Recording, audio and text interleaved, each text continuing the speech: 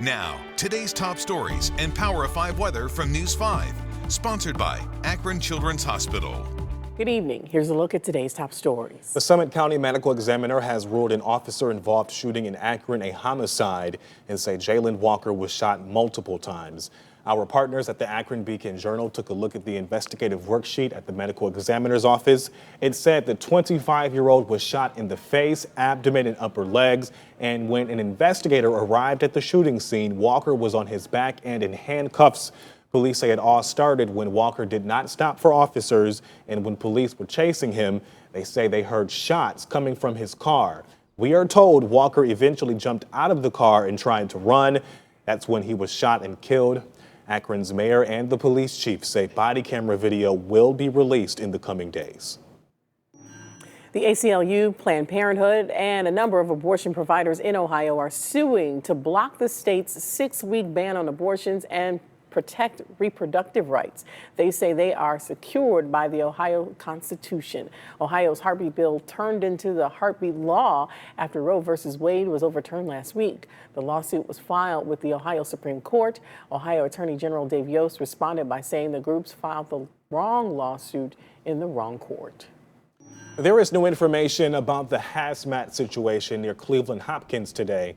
2 workers cleaning a rental car at the Hertz near the airport said they got sick when they came in contact with some unknown substance. Cleveland Fire and Airport Fire and Rescue were called out to investigate.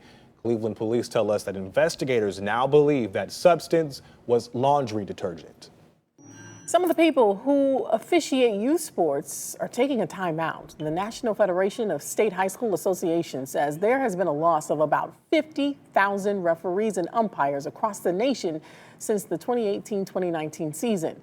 And leagues here at home are seeing it. The Broadview Heights Parks and Athletics manager says baseball and soccer have been hit the hardest. And some of the older umpires that have the experience are just they're getting tired of it, and they're getting tired of getting yelled at by people. Gary says those hostile moments at games are making it harder to recruit younger officials. When there's a shortage of referees, they'll shift around the ones they do have, and sometimes coaches or parents will even have to step in to officiate. While games aren't often canceled, Gary says sometimes it has to happen. Hi, Mark. Sports are for kids, aren't they? We wish. I know, we wish. All right, here we go. Overnight, we're going to be mild, middle 60s, clear and quiet and starry. Good night for stargazing, if you will. Tomorrow, turning up the heat, 91. It's going to be muggier, dry, sunshine. 91 Friday with some mid to late afternoon thunder. Saturday, a brief morning thunder shower, 79. Sponsored by Akron Children's Hospital.